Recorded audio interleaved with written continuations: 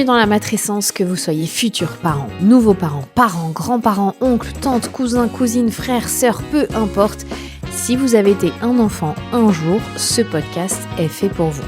Désormais, chaque mercredi, nous vous proposons un épisode de notre immense catalogue qui a débuté en mars 2019, et oui, déjà. Un épisode toujours aussi pertinent et à l'ordre du jour pour vous accompagner au mieux dans cette aventure formidable qu'est la vie. Cet épisode que vous allez écouter, partagez-le autour de vous, inondez vos groupes WhatsApp. On veut que la matrescence voyage le plus loin possible. Je vous souhaite une très bonne écoute.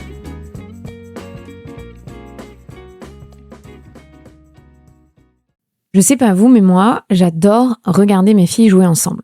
Bon, certes, c'est un grand moment de répit pour moi, mais c'est avant tout un bonheur immense de les voir s'épanouir ensemble, rire et inventer leur propre monde. Le jeu participe depuis toujours à l'évolution de l'enfant, c'est en jouant qu'il socialise, qu'il découvre, qu'il invente et qu'il progresse. L'importance du jeu est même notée dans la Convention des Nations Unies relative aux droits de l'enfant de 1989, qui stipule que les États parties reconnaissent à l'enfant le droit au repos et au loisir, de se livrer aux jeux et à des activités récréatives propres à son âge et de participer librement à la vie culturelle et artistique. Sama Karaki est neuroscientifique et la fondatrice du Social Brain Institute. Elle est à l'origine d'un rapport fourni et interdisciplinaire sur l'importance du jeu libre. Le jeu libre comme principal vecteur d'apprentissage, mais comment ça se passe concrètement dans leur cerveau, mais aussi dans leurs liens sociaux? Les réponses dans cet échange, l'épisode sincèrement est passionnant et nous encourage à leur rendre leur liberté de jouer.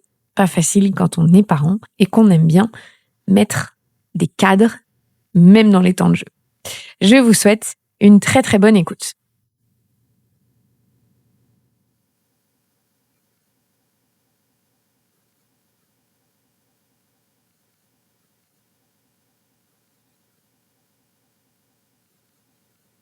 Salut Sama.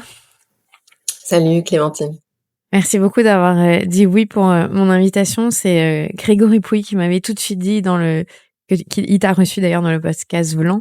Il faut absolument que tu interviewes Sama, elle est trop intéressante sur l'éducation. J'ai dit ah oui. Et je vais tout de suite aller regarder tout ce qu'elle fait. Donc je suis ravie de t'avoir dans le podcast, donc merci beaucoup. Merci à toi. Et à Grégory. Oui, à Grégory, c'est vrai, à Greg. Est-ce que tu peux m'expliquer déjà pourquoi tu as voulu devenir neuroscientifique? Parce que j'ai regardé ton parcours à la base, tu as fait des études en sciences de la vie et de la biologie. Et donc, comment tu as basculé après vers la neuroscience?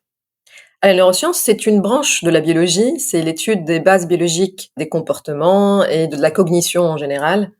Alors, c'est très très large, hein. Ça peut aller de l'étude d'un petit récepteur dans le cerveau jusqu'aux sciences plus cognitives et plus appliquées à des questions qui sont voilà, liées à la mémoire, liées à la pensée et même à la conscience, qui est le sujet le plus controversé.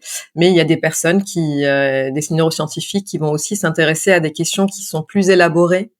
Moi, je viens plus de la biologie, donc j'étudiais vraiment des bases moléculaires presque dans le cerveau. Donc c'est très précis, c'est très petit comme perspective, et donc c'est ça qui fait que pour qu'on puisse parler d'éducation, il faut sortir de la perspective de neurosciences et s'ouvrir aux autres disciplines. Sinon, on serait en train d'étudier des cellules dans un laboratoire, et puis après donner des leçons à des parents et des éducateurs, ce qui est complètement absurde. T'as formé ensuite le Social Brain Institute. C'est quoi exactement? C'est quand on réalise le besoin de croiser les disciplines quand on traite d'enjeux, que ça soit lié à l'éducation, que ce soit lié au changement des normes ou des comportements. En fait, ma propre perspective n'était pas suffisante. Donc, je faisais des missions auprès des organisations internationales parce que il y avait une demande de la perspective des neurosciences. C'était un peu la mode il y a 10 ans. Et en fait, très vite, je me rendais compte que je cherchais des ressources en dehors de ma discipline. Et c'est là où je me suis dit, pourquoi je n'interroge pas en fait des personnes qui sont à la fois sur le terrain, aussi des personnes qui sont chercheurs en éducation, chercheuses en éducation, des sociologues. Et en fait, voilà, c'est le but de Social Brain Institute, c'était de créer une sorte de collectif d'experts et de personnes sur le terrain qui ramènent de points de vue différents sur une problématique. Et en fait, voilà, dans cette recherche de multidisciplinarité, pour qu'on regarde des problèmes complexes. Et je pense qu'il y a encore très peu d'initiatives comme ça, en tout cas en France. C'est quelque chose qui existe beaucoup plus dans le monde anglo-saxon, d'avoir des disciplines qui sont au croisement de plusieurs disciplines, à la fois biologiques. Par exemple, c'est très courant de voir des personnes qui vont étudier philosophie et maths en Allemagne. Et en France, on reste très cloisonné un peu avec cet héritage cartésien de sciences dures ou de sciences humaines. Donc voilà, le social brain, c'était un peu de dire que nous sommes notre biologie, elle est sociale et nous avons besoin d'appréhender notre corps en les regardant avec la perspective des sciences humaines et sociales. Quand tu fais tes études de biologie et ensuite tu te spécialises en neurosciences, tu as tout de suite l'envie de t'intéresser à l'éducation et comment le cerveau gère l'apprentissage et chez les petits-enfants, ou est-ce que c'est venu après? Ce serait pas honnête de te dire oui. Je n'ai pas eu en fait une ambition très claire, voilà, un appel comme ça vers des. Je faisais les recherches qui étaient financées, et qu'en quelque sorte dans les laboratoires de recherche, parce que déjà je n'avais pas du tout une clarté au niveau des questions scientifiques qu'on se posait. Donc j'avais pas de maturité quand j'étais en train de faire mon doctorat. Et c'est surtout quand j'ai commencé à enseigner à l'Institut de psychologie de Paris-Descartes, et c'était donc face à des étudiants en psychologie. J'enseignais un peu l'apprentissage, le sommeil, la mémoire. Et c'est là où j'ai commencé à réaliser que en fait, il y a quelque chose d'intéressant à croiser dans le vocabulaire qu'utilisent les personnes en psychologie. Et c'est en quittant les laboratoires que j'ai finalement cherché à un peu fondre ce que j'ai comme expertise scientifique dans ce qui m'intéresse, qui sont comment on apprend, comment on pense, et qu'est-ce qui fait qu'on prend des décisions ou qu'on a l'impression de prendre des décisions rationnelles. Et c'était l'époque où j'étais mère, je suis devenue mère, et donc j'étais fascinée par le petit cerveau qui dépendait de nous. Et donc voilà, les questions venaient, les centres d'intérêt venaient avec les opportunités et les inspirations qui m'entouraient. Donc, devenir mère, ça a changé ta façon d'être neuroscientifique. Oui, oui, oui, oui, je peux dire. Quand j'étais dans le laboratoire à Paris, à Jussieu, je travaillais sur le comportement maternel des souris et sur les hormones. Et j'avais une vision un peu réductionniste, qu'on appelle aujourd'hui le réductionnisme. Ça veut dire de considérer que parce qu'on a compris ça chez les souris, je peux aussi faire un pont. Il y a beaucoup aussi de chercheurs qui font ce pont entre ce qu'on voit, c'est les modèles animaux, et puis supposer que parce que dans la nature, ça se passe comme ça, bah alors chez l'espèce humaine, ça se passera comme ça aussi. Donc moi-même, j'ai eu ce défaut que aujourd'hui je critique dans la discipline des neurosciences. C'est vraiment de réaliser que tout ce qu'on fait chez les humains, chez l'enfant humain, est très complexe pour qu'on puisse avoir des certitudes. Et c'est un peu aussi le problème de l'éducation, c'est que tous les 10, 15 ans, 20 ans, nous allons avoir une nouvelle façon de regarder l'éducation qui est teintée un peu de la culture, qui est teintée presque de la politique du pays. Je n'étais pas capable de voir cette complexité quand j'étais la tête dans la paillasse. Et c'est vraiment en croisant l'enfant que j'ai eu, et puis les enfants, puis en faisant les recherches autour du développement du cerveau que voilà, que je me suis vraiment mise à réaliser mes limites à moi en tant que neuroscientifique. Alors, on va s'intéresser à une fonction très particulière dans le développement de l'enfant, c'est le jeu. Et déjà, est-ce que tu peux nous définir ce que c'est le jeu? Parce que je pense qu'on n'a pas tous une définition aussi claire de ce que ça représente, même pour l'apprentissage, le cerveau. Le terme en anglais, play, est beaucoup plus polysémique. Jeu en français, ça c'est quelque chose de ludique, d'inutile, qui est à côté des choses sérieuses. Ça veut dire que il y a cette supposition que on n'apprend pas en fait dans le jeu. On apprend et puis on joue un peu pour nous reposer de l'apprentissage, alors que c'est là où ça devient intéressant, c'est quand on considère que le jeu contient tout ce qu'il faut pour l'enfant pour qu'il puisse appréhender son développement, à la fois émotionnel, physique et social. Et c'est pour ça aussi que je me suis beaucoup intéressée à la question de la disparition du jeu de l'enfant, parce que Si on observe les jeux de l'enfant, on voit que les enfants se mettent dans des situations très complexes, très handicapantes des fois.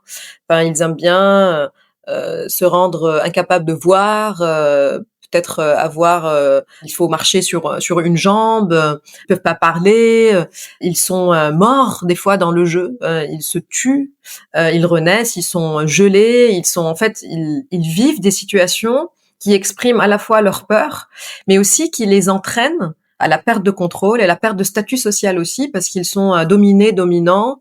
Dans le jeu, même les enfants les plus confiants, ils aiment bien être une souris qui court avec un chat qui leur court après. Donc en fait, cette flexibilité qui peut se produire dans le monde du jeu, c'est l'école de la vie en quelque sorte, parce que comme les autres espèces, ils apprennent à ce que ça va être l'adversité du monde, et ils négocient ces incertitudes. Ils se mettent ensemble, je sais pas, à partir de 4 ans, si vous observez des enfants, vous allez voir que quand ils se rencontrent, ils se connaissent pas aussi, ils créent des règles absurdes et ils se mettent à les respecter très très vite. Ils acceptent quand ils ne respectent pas les règles qu'ils sortent du jeu. Et donc en fait, finalement, il y a tout le monde qui existe pour qu'ils apprennent à négocier leurs différences et à négocier et en fait, ils font société. Et c'est là aussi l'intérêt anthropologique de regarder comment, en tant qu'espèce humaine, nous avons tout le temps joué. Il y a même des découvertes d'objets de jeux qui existent depuis des milliers d'années et qui accompagnaient la culture de l'époque. Et peut-être que là, on est la dernière génération qui a réellement joué parce que dans une envie de nous occuper des enfants, on leur enlève cet avantage-là qu'ils ont et on les met dans des activités pour leur apprendre quelque chose pour le futur. Donc on est dans cette éducation stratège, préparatrice pour le futur, et on leur enlève ce qui est le plus peut-être précieux pour leur développement, c'est la liberté de s'ennuyer et puis de trouver, d'assouvir leurs besoins dans le jeu. C'est vrai que je regarde ma fille qui a 6 ans, quand elle va au parc ou bah, tu vois, cet été, on était au camping, et ben, elle va voir un enfant, elle va lui dire tu veux jouer avec moi? Et c'est vrai que c'est leur façon de socialiser, en fait. Nous, on se dit Mmh. toujours, en tant qu'adulte, c'est dur de rencontrer des gens, de faire. Bah ouais, mais eux, en fait, ils jouent ensemble. Et c'est leur façon d'interagir et de faire monde. Moi, ça me rend humble de les regarder, les enfants, jouer et socialiser, parce que tu dis, ils ont tout compris, en fait. Ils s'en fichent de quitter ce que tu fais. Ils veulent jouer. Ils veulent Oui, et s'amuser. ils acceptent le rejet en même temps. C'est-à-dire si on regarde, des enfants négocier une place dans un groupe qui joue déjà, ils se font rejeter, ils en fait, c'est vraiment un lieu où on apprend l'humilité, mais aussi où l'enfant va observer de l'extérieur pour savoir comment il peut se rendre utile, comment il peut avancer et appartenir à ce cercle. Donc en fait, il y a toutes les situations sociales qui se mettent en jeu pour en fait ce que nous vivons plus tard dans la vie. Ça veut dire comment on accepte l'échec, comment on accepte la perte, comment on accepte d'être rejeté, comment on accepte qu'il faut arrêter parce qu'il faut aller, il faut rentrer. Et puis après, comment on se remet des émotions. Vous voyez, les enfants qui jouent, ils veulent perdre, hein. Sinon c'est ennuyeux. C'est pour ça que les enfants n'aiment pas jouer avec des enfants plus jeunes, beaucoup plus jeunes qu'eux, parce qu'ils vont tout le temps gagner. Donc en fait, ils veulent être dans le défi de perdre, cette prise de risque de perdre. C'est beaucoup plus excitant. Et ben, une fois que c'est fini, ils passent à autre chose. Donc cette capacité que peut-être nous, on a du mal à rebondir de nos émotions, et en fait, dans le jeu, c'est incroyable la flexibilité émotionnelle du passage de la déception à la frustration, à l'excitation. Et puis après, c'est l'heure du goûter. On passe tous à autre chose, tous et toutes à autre chose. Donc en fait, un chercheur qui travaille sur le jeu qui dit que c'est le monde dans lequel la violence même elle est permise. Tout est permis en fait. On peut même dire tu n'es plus mon copain et tout ça, mais en fait ce n'est pas vrai. Ce n'est qu'un jeu. Cette flexibilité, ce détachement en quelque sorte de son ego. L'enfant s'oublie, il oublie son statut social, il ne pense pas à ces choses. Il est vraiment dans une démarche qui est en fait ouverte envers le monde, qui est pas fermée sur lui-même. On peut observer que nous, adultes, on manque de cette posture aussi.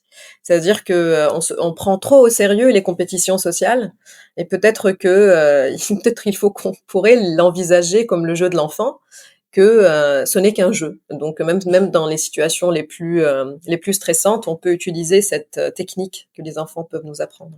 J'avoue, quand je suis dans une impasse, des fois, je me dis: «Allez, on va juste le mettre en mode jeu» et tout de suite, tu sens leur cerveau qui switch et il dit: «Ah là, cool, là, c'est fun, je veux bien faire ce que tu me demandes».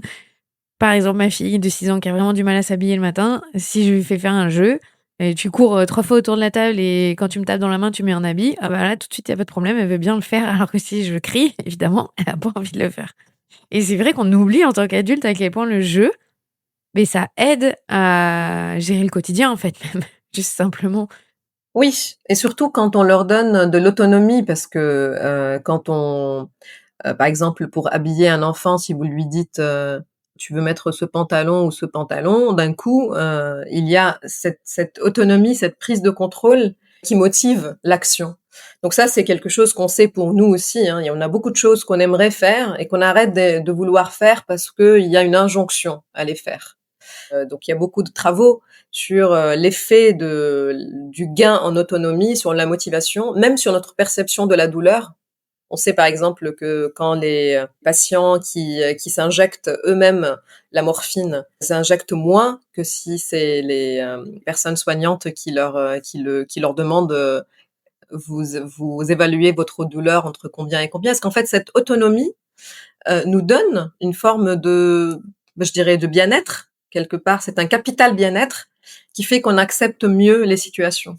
Et c'est pour ça aussi que quand on dit jeu, il faut aussi dire jeu libre, qui est initié par l'enfant.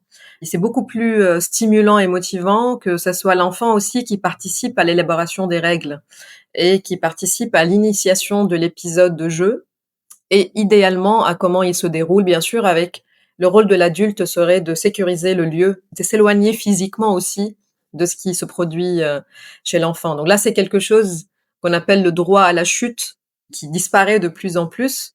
Il y a beaucoup de pédiatres qui réalisent que les enfants qui ne jouent pas dans un espace naturel avec liberté, quand ils tombent, ils ont beaucoup plus de séquelles parce qu'ils ne sont pas préparés à la chute. Et en fait, pareil, dans les petits accidents que peuvent vivre les enfants dans leur jeu, en fait, il y a un apprentissage de comment je me protège, de comment je tombe. Quand on regarde les aires de jeu très sécurisées des enfants avec le parent qui est à 1 mètre, en fait, l'enfant ne chute jamais et en fait, il ne se fait jamais un peu mal. Et c'est ces petits accidents qui apprennent à l'enfant comme une sorte de vaccin qui, en fait, active comment il peut appréhender la chute, appréhender pour se protéger. Et donc, on réalise de plus en plus que les chutes des enfants sont beaucoup plus, enfin, il y a des fractures, alors que les enfants qui jouent naturellement et qui ont un jeu libre et actif, ce que les Canadiens appellent le jeu libre et actif, ils défendent ce droit. Même en plein hiver, les enfants, ils doivent sortir, ils doivent jouer librement et activement. En fait, finalement, finit par donner aux enfants des outils pour se protéger Mmh. avec ces accidents supportables. Ça veut dire, j'ai un ami au Liban quand on fait un peu de la montagne, et j'ai mon fils qui monte, et je suis un peu, parce que là, des fois, je vois il me dit, mais ça m'a, au pire, il fera une fracture de la jambe. Et toi, t'as pas d'enfant, mais en fait, c'est vrai que le risque que quelque chose de comme ça arrive, il est beaucoup plus petit que ce qu'on peut imaginer à côté de tout le plaisir que prend l'enfant à prendre des risques et dans lesquels, en fait, il s'en sort bien.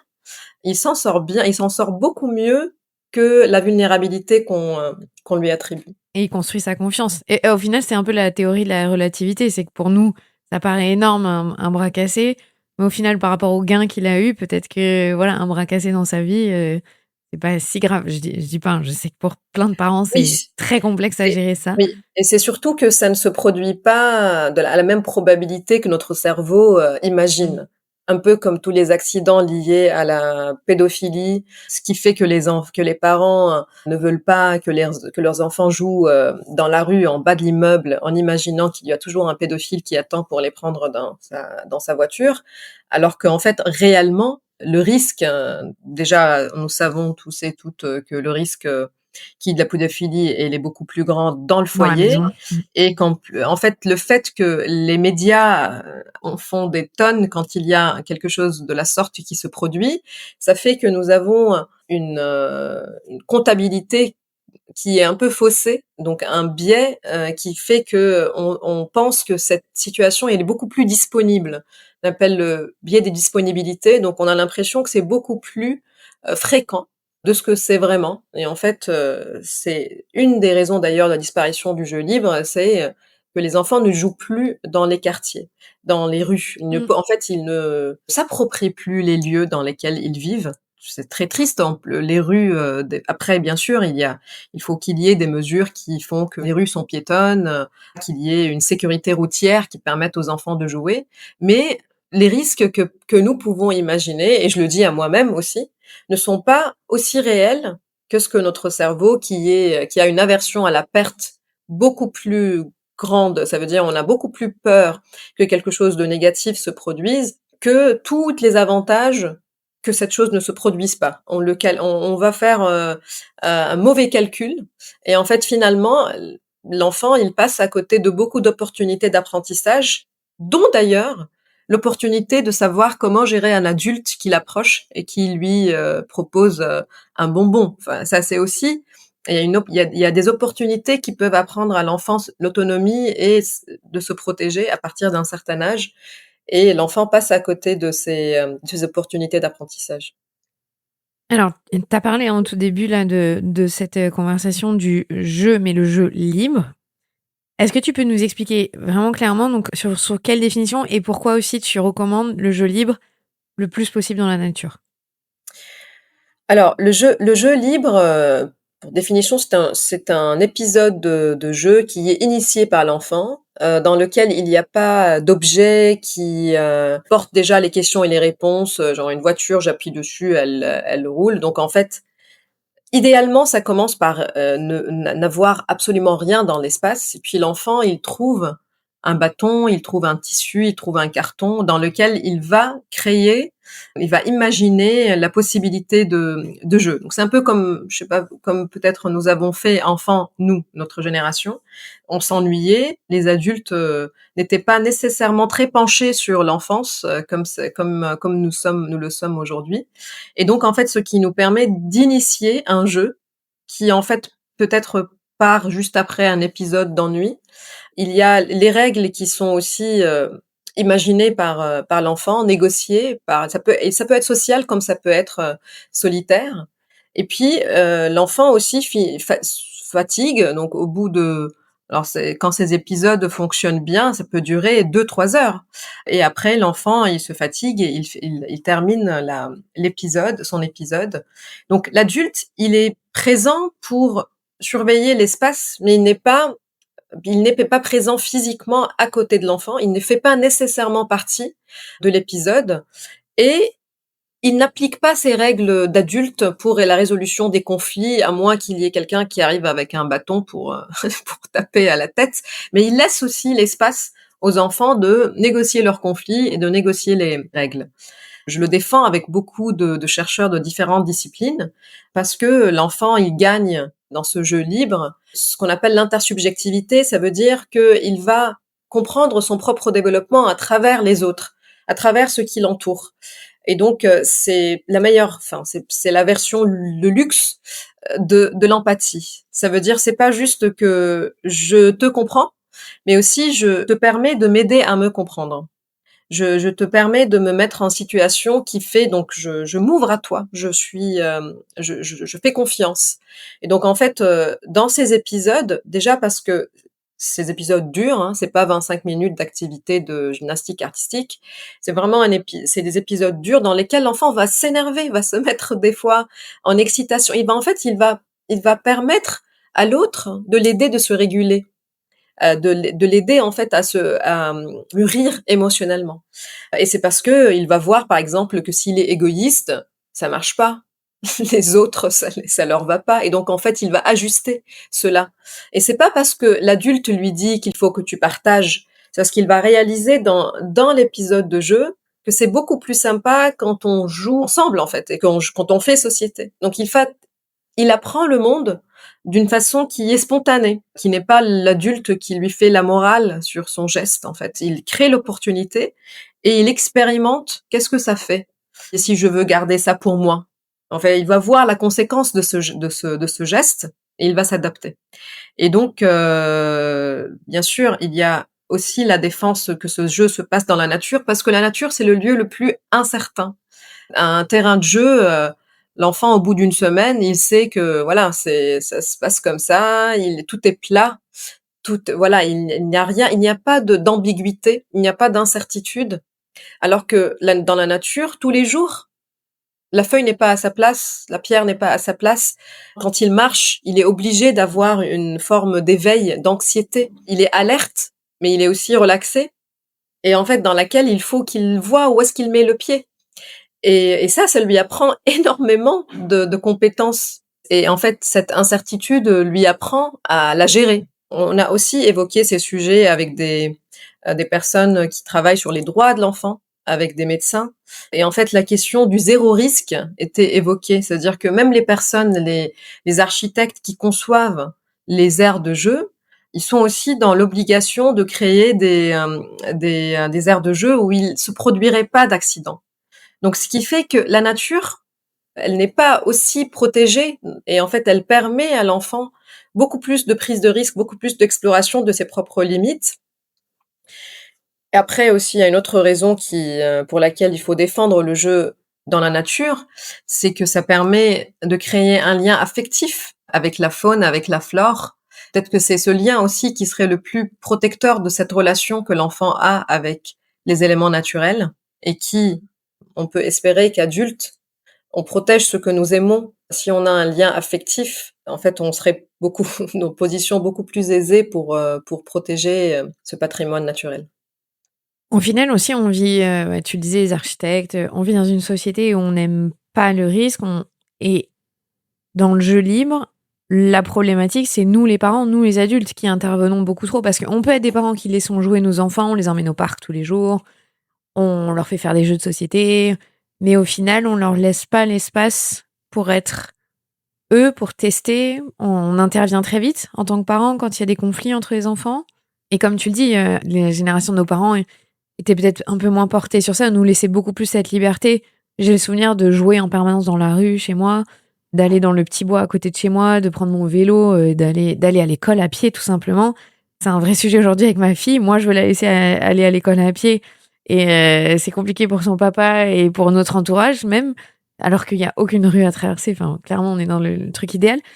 Mais on prête des intentions de danger au monde enfantin qui finalement perturbe et compromet leur développement? Alors, il y a plusieurs raisons pour lesquelles on fait ce qu'on fait en tant que parent. Il y a aussi la raison normative. Ça veut dire la peur d'être jugé par les autres parents. Ah, c'est vrai. Et donc, les normes sociales ont changé. Il y a beaucoup de pression aussi sur les parents pour qu'on fasse tout ce qui est exemplaire, tout le mieux pour nos enfants. Donc l'intention, elle part de là.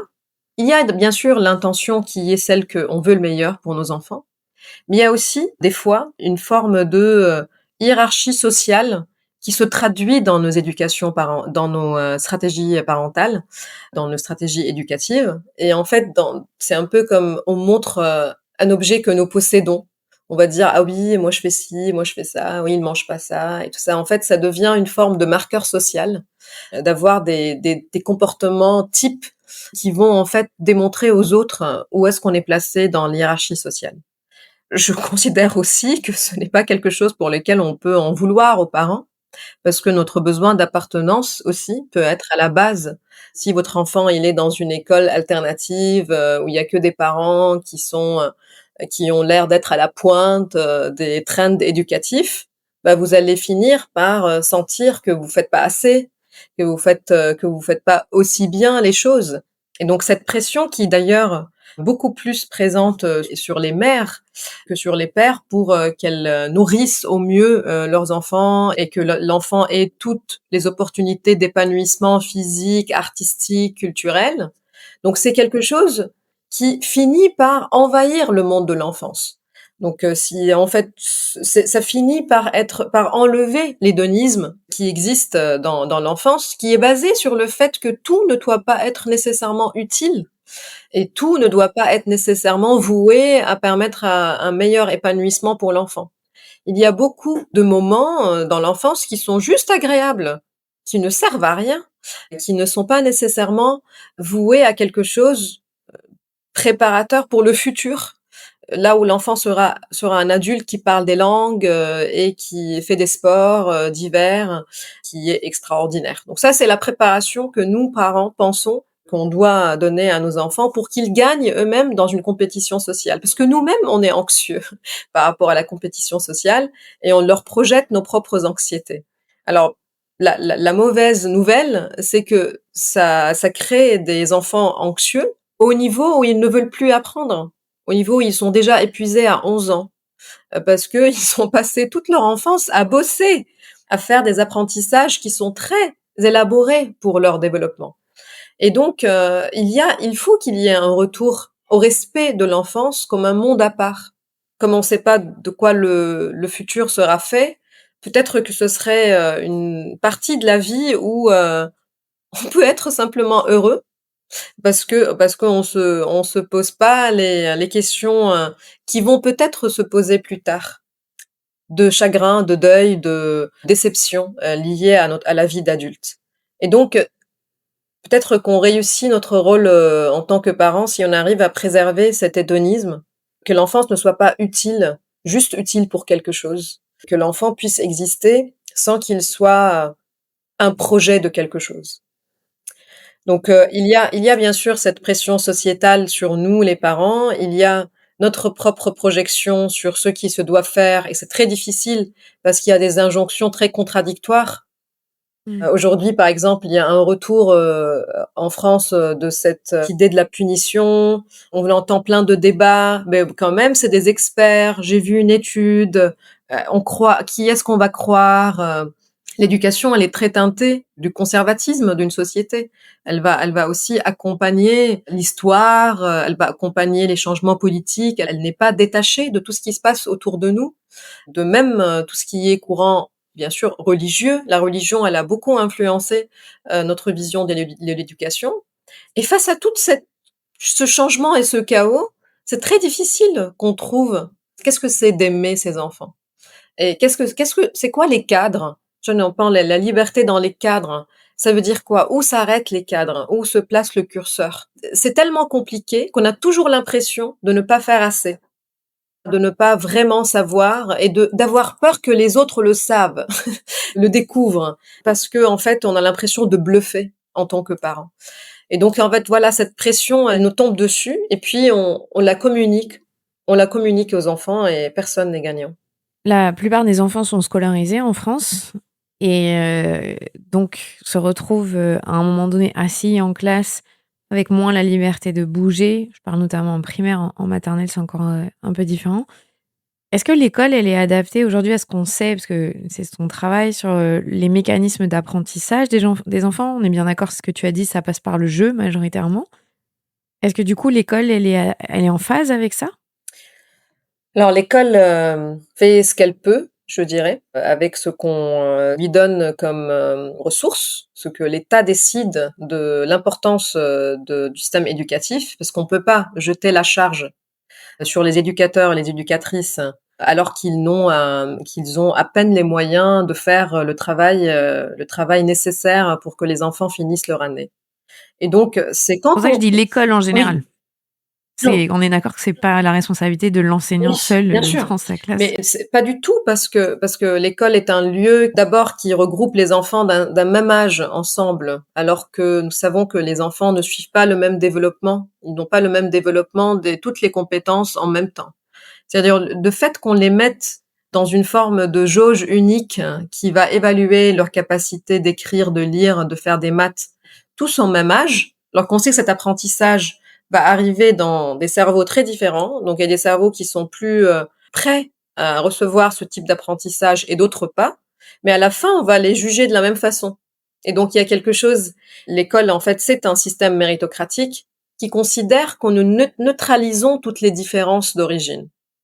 Donc à la base, c'est ça le principe, c'est que l'enfant arrive à l'école et l'école va faire en sorte qu'il y ait une égalité des chances pour apprendre. Donc on neutralise les différences d'avantages, de privilèges, de préparation que les enfants ont, alors qu'en fait on peut pas, ce n'est pas faisable qu'on puisse enlever tout l'héritage culturel, affectif, financier, économique, social, très différencié entre les enfants. Donc du moment où on admet que les enfants n'arrivent pas égaux dans leurs ressources et préparation et disponibilité mentale et stress aussi. Et donc en fait, on ne peut pas considérer que le système d'évaluation est juste parce qu'on n'évalue pas les mêmes opportunités d'apprentissage. Mais l'école continue à faire cette évaluation hiérarchique des compétences et donc continue à imaginer que c'est possible d'évaluer les compétences d'une manière qui ne repose pas sur les origines sociales. Quand cette première condition s'effondre, le système d'évaluation hiérarchique s'effondre. Donc je ne dis pas qu'il ne faut pas qu'on évalue. Je dis juste qu'il ne faut pas imaginer qu'il est possible d'imaginer une évaluation hiérarchique qui soit juste. Ça veut dire d'avoir une même mesure et une même forme d'intelligence qui est évaluée, qui n'est pas adaptée à tous les cerveaux, à tous les apprentissages. Donc, même si on oublie les origines, imaginons une société dans laquelle nous avons tous les mêmes privilèges de naissance, on n'aura jamais le même cerveau. Nous sommes tellement uniques dans la façon avec laquelle on appréhende le monde qu'il est impossible de savoir comment l'enfant prend la connaissance. Impossible. Ça sera jamais. Et en fait, bien sûr, ce qu'on peut faire en attendant, c'est de partir du principe que l'enfant est capable, de le regarder comme étant capable. Et donc, peut-être que si on n'arrive pas à avoir une égalité des chances au niveau des origines sociales, on peut avoir au moins une égalité d'estime. Une égalité d'estime dans laquelle les enfants sont regardés d'une manière où ils ne sont pas jugés au niveau de ce qu'ils produisent. C'est évalué, mais c'est évalué d'une manière qui ne juge pas. Or, ce n'est pas ce qui se produit, parce que l'école creuse les inégalités au niveau des estimes et au niveau toutes les discriminations qui existent à l'extérieur de l'école continuent à exister, ils sont même exacerbés au sein de l'école, ce qui peut expliquer aussi un sentiment de rejet envers cette institution des enfants discriminés. Et ce qui peut expliquer aussi pourquoi aujourd'hui il y a beaucoup d'enfants qui expriment un malaise dans le système scolaire. Alors qu'est-ce qu'on va faire quand les enfants expriment le malaise? On va aller leur faire des tests de HPI ou je ne sais quoi. Mais en fait, il faut bien aussi qu'on puisse questionner est-ce que le dispositif est adapté à la façon avec laquelle ce cerveau appréhende l'apprentissage. Et plutôt que de considérer que ces enfants sont trop singuliers pour l'école, il faut aussi imaginer une école qui permet d'accueillir toutes les formes d'intelligence, toutes les formes d'appréhension de la connaissance. Donc le chemin est long et idéalement, il ne faut pas qu'il y ait une évaluation qui se passe à la fin de l'année de 40 enfants juste parce qu'ils ont le même âge. Et donc en fait qu'il y ait la possibilité d'approcher l'apprentissage plus lentement que les autres. Donc en fait, il y ait une multiplicité de cette évaluation. Soit pas un moment dans lequel tous ceux qui ont 18 ans vont passer un bac à partir duquel tout le parcours de vie va être décidé et déterminé.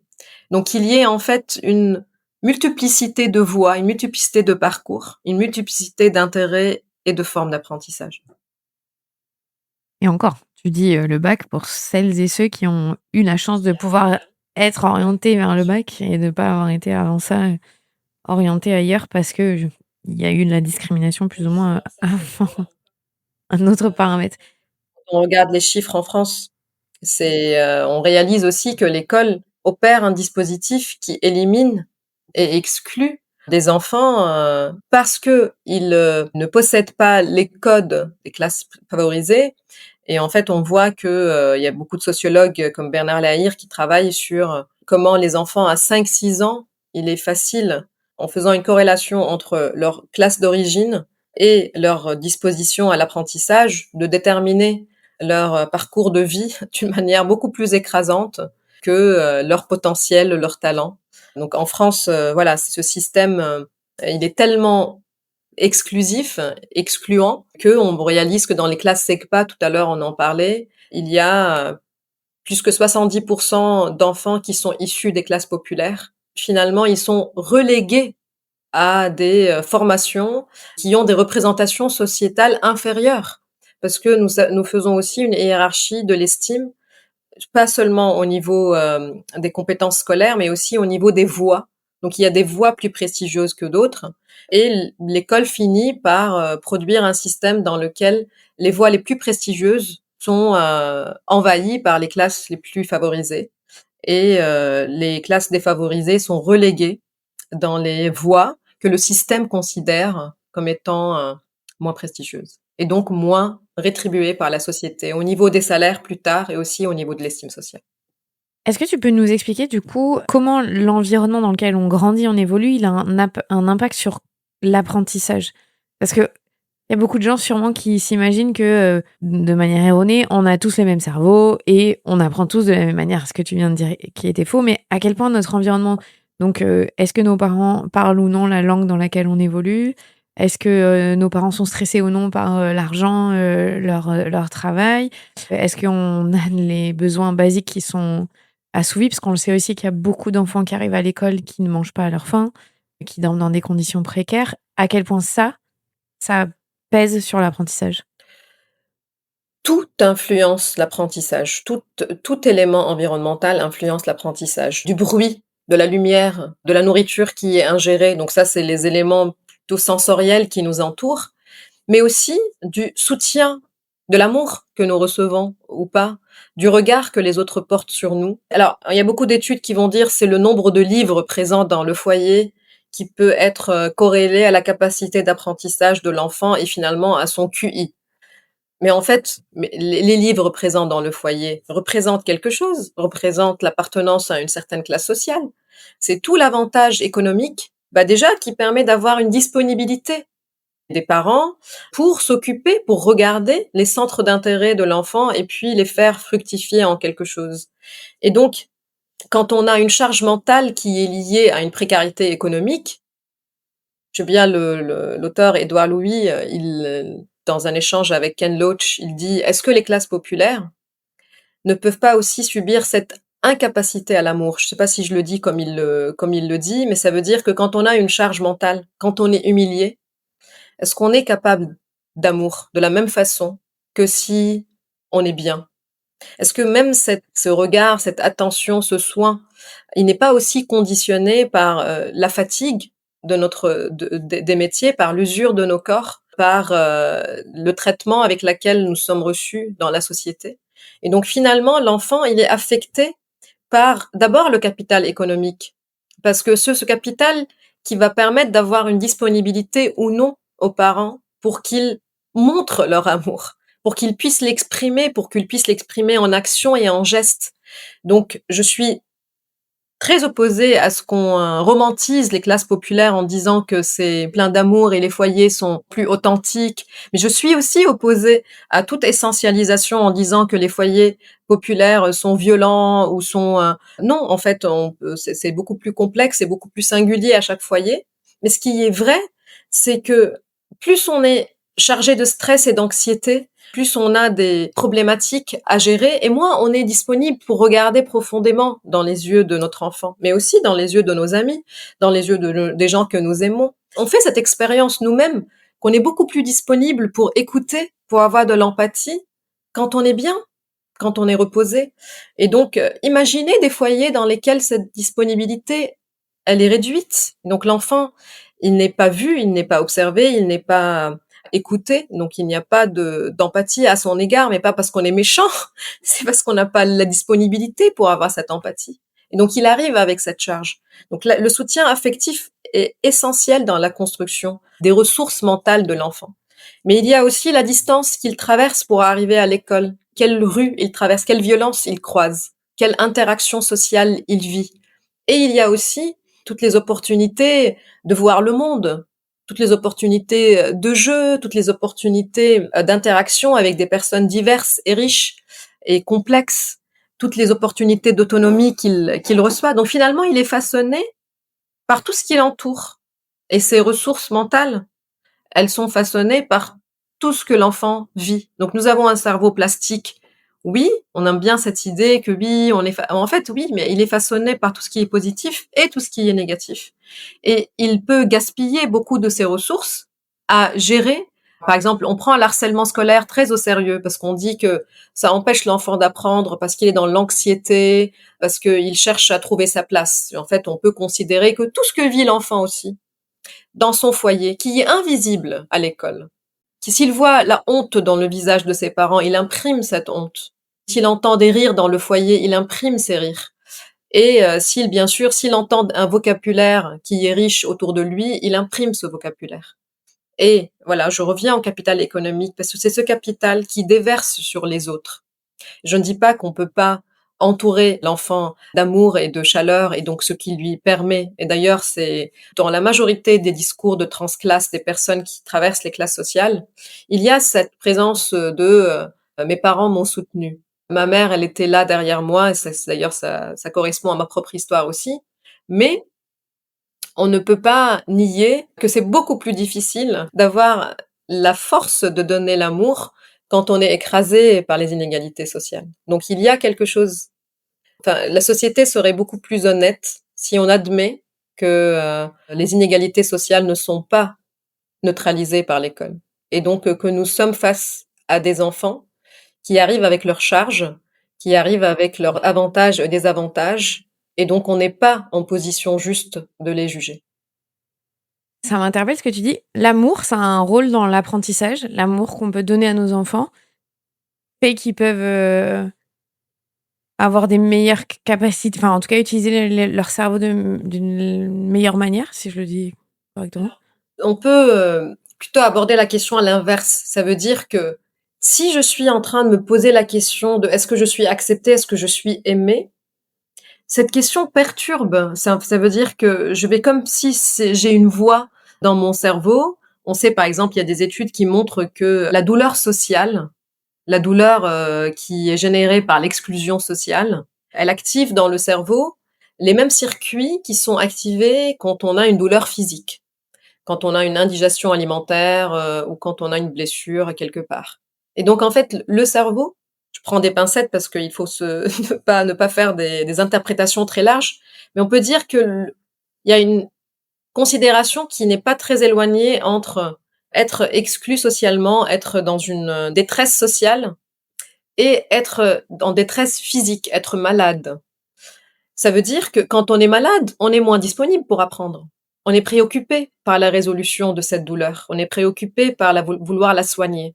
Alors, ce n'est pas nécessairement que les parents, et d'ailleurs, je m'éloigne de toute approche psychanalystique qui force un peu l'étendue de l'influence parentale sur le développement. Nous pouvons être influencés par toutes les personnes qui nous entourent. L'enfant, à partir de 5 ans, c'est ses amis qui comptent. En plus, bien sûr, ses parents comptent, mais la famille, elle peut être présente de diverses façons. Donc cette idée de mère, père qui sont présents et qui s'aiment et que sinon l'enfant il sera altéré dans son développement, il faut qu'on en finisse déjà, même s'il y a un retour à cette injonction. Mais en fait, il est influencé même par l'amour qui est présent entre les personnes qui l'entourent, qui n'est même pas dirigé envers lui, parce que ça le rassure que tout va bien, que le monde ne va pas s'effondrer. Et ça nous rassure, à nous aussi, de ne pas se poser la question, est-ce que je suis acceptée? Est-ce que je suis reconnue? Maintenant, si toi et moi, on est en train de discuter, et moi je me dis, comment Clémentine juge ce que je suis en train de dire par rapport aux ces autres invités? Ben, je perds le fil de mes idées, Oui. parce que je ne suis plus dans le processus de la pensée. Je suis dans une réflexion qui porte sur comment je suis perçue. Et donc, c'est à ça que ça sert l'amour. Ça sert à nous donner la possibilité d'être soi-même, parce qu'on se dit que de toute façon, j'ai cet amour. Je me pose pas la question. Je ne me pose pas la question. Et donc, je ne me pose pas la question, ça veut dire je ne gaspille pas l'énergie à me la poser. Et il y a d'autres questions que je peux aussi, en tant qu'enfant, me poser. Est-ce que je suis discriminée? Est-ce que la couleur de ma peau pose un problème pour les autres? Est-ce que je suis vue autrement? Et quand on regarde les études, on se rend compte que les enfants, à un très bas âge, sont conscients de ces discriminations. Alors, ils vont pas peut-être le formuler avec des mots, mais ils savent où est-ce qu'ils sont placés dans l'hiérarchie sociale. Ils le sentent, ils le savent, et c'est beaucoup plus profond que de le penser, de le savoir dans son corps, de le savoir dans son affect. On n'a pas besoin de pouvoir le dire, on le sait. Et on sait que on n'a pas les privilèges que les autres ont. Et c'est un gaspillage émotionnel parce que nous avons, en plus de la charge de l'apprentissage, la charge de taire ces voix-là. Quand on parle, par exemple, de la parité, quand on dit qu'il faut qu'il y ait autant de femmes et d'hommes, pourquoi en fait?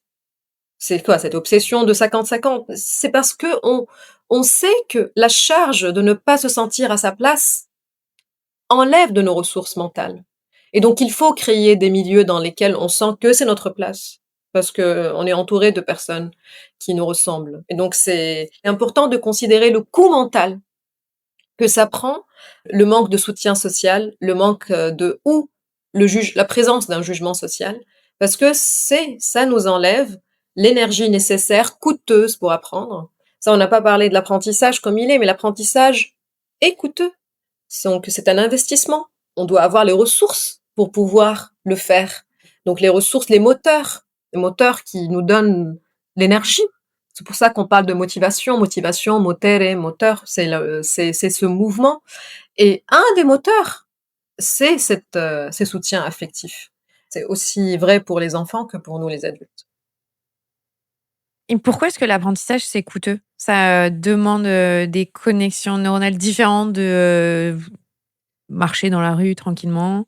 Alors, en fait, oui, parce qu'on marche dans la rue d'une manière automatique, donc qui est déjà Mmh. apprise. Alors ça a été coûteux d'apprendre Ça à a été, ouais, marcher c'est vrai. pour un enfant qui commence à marcher.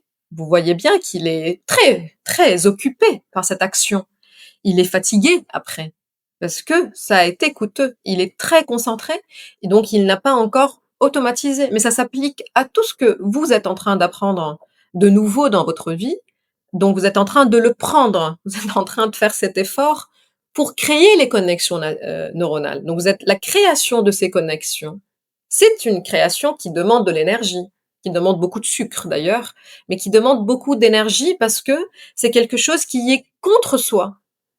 Ça veut dire, là, moi, je perds ma vie d'une manière automatique, mais si je veux apprendre quelque chose, je vais aller contre soi, contre moi. Je vais faire cet acte Mmh. créatif d'ailleurs. La créativité, c'est l'apprentissage.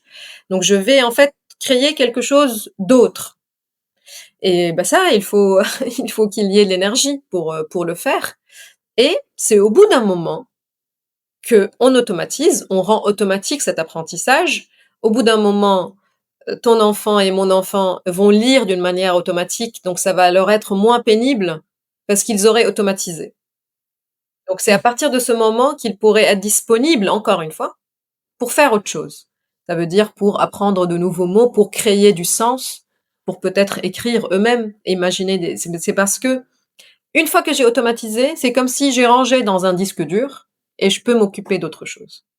C'est pour ça aussi que les années formatrices pour l'enfant sont très fatigantes. C'est pour ça qu'il faut qu'il mange beaucoup, parce que il est en train de dépenser beaucoup d'énergie pour appréhender de nouvelles connaissances. Toujours rappeler que ça ne se passe pas de la même façon d'un cerveau à l'autre. Ça, je reviens à Rancière, Jacques Rancière, un philosophe français qui a écrit un livre qui s'appelle Le Maître ignorant. Enfin, le maître, il est ignorant et il ne sait pas comment l'apprentissage se fait chez l'autre. D'où part l'autre? D'où part l'enfant? Il faut être dans cette posture très humble, dans laquelle on laisse l'enfant automatiser d'une manière qui nous est complètement invisible. Oui, c'est chacun son rythme, chacun sa façon de faire et à nous, en tant qu'adultes, d'être curieux pour comprendre ce qui correspond le mieux, à l'enfant et de pouvoir lui donner l'environnement adapté. Mais c'est vrai que ça demande de repenser Voilà, créer l'environnement adapté et laisser l'enfant naviguer chercher dedans. la connaissance. Mais ça demande de repenser complètement, je pense juste à l'école, mais même nos maisons, même les espaces de vie, en fait. Si on voulait être vraiment accueillant pour les enfants et je crois que c'est la critique de beaucoup de parents de dire, en tout cas en France, on vit pas forcément dans un pays qui accueille comme il faut les enfants, on se sent toujours un peu trop, c'est dangereux. Ben, quand on va au resto, on sait tous, on passe le resto debout parce que, bah, c'est pas trop adapté en final pour les enfants. Alors que les enfants ne demandent que ça, à explorer, à comprendre, à apprendre Les finalement, musées, en les musées qui sont des espaces conçus pour l'adulte, silencieux, propres, avec beaucoup de portes ou interdiction d'accès, interdiction d'ouverture. On voit tout ce milieu qui est en fait, qui n'est pas du tout ouvert à l'expérimentation et donc en fait, l'enfant, il ne vit pas par ses sens, par son corps. Il n'expérimente pas. Donc, ce qu'on appelle la muséification de l'art, qui est une question aussi qu'on peut se poser en tant de ce qu'on considère comme étant les musées pour nous les adultes, mais réfléchir l'urbanisme aussi, le milieu urbain. Et en fait, on réalise que l'enfant n'a pas sa place non plus. Il n'arrive pas à façonner son entourage. Et, il n'arrive pas à bouger un objet dans l'espace. Tout est interdit. Donc en fait, l'enfant n'a pas le droit de vivre le cœur même de son enfance, qui est d'expérimenter le monde, de l'explorer.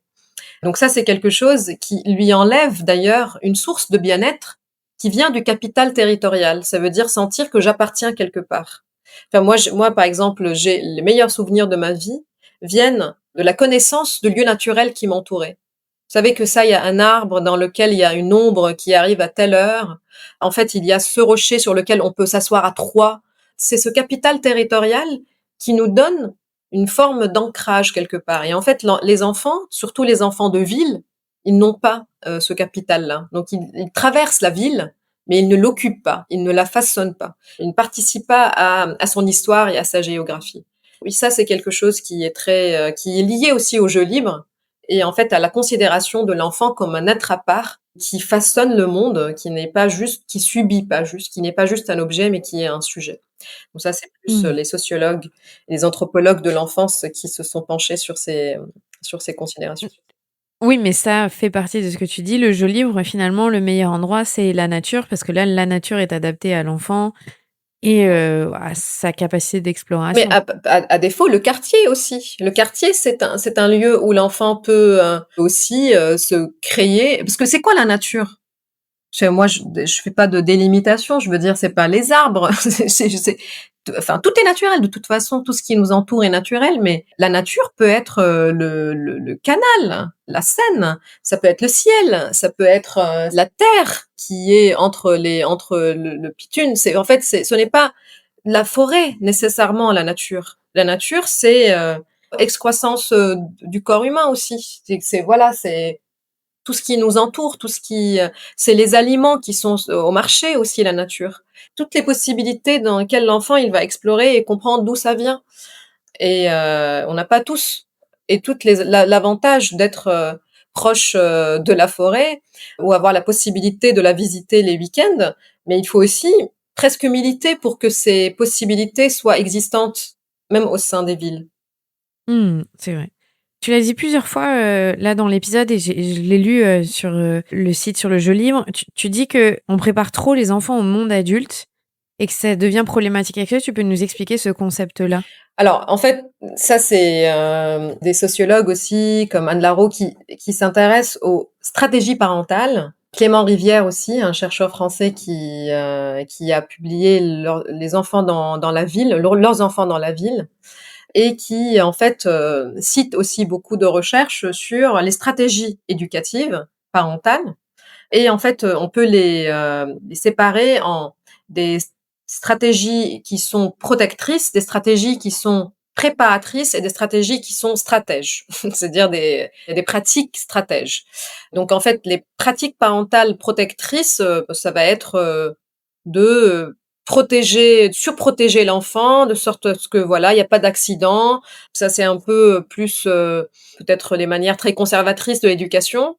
Après, il y a les pratiques éducatives préparatrices dans lequel on va mettre l'enfant dans des activités, un peu un agenda de ministre, dans lequel il va faire plein d'activités, dans lequel l'enfant, il est projet de quelqu'un qui va réussir plus tard dans la société, qui va faire des prépas et qui va parler des langues et qui, en fait, cette préparation, même dans les jeux entre les parents et les enfants, il faut qu'il y ait quelque chose qui sert à lui apprendre quelque chose.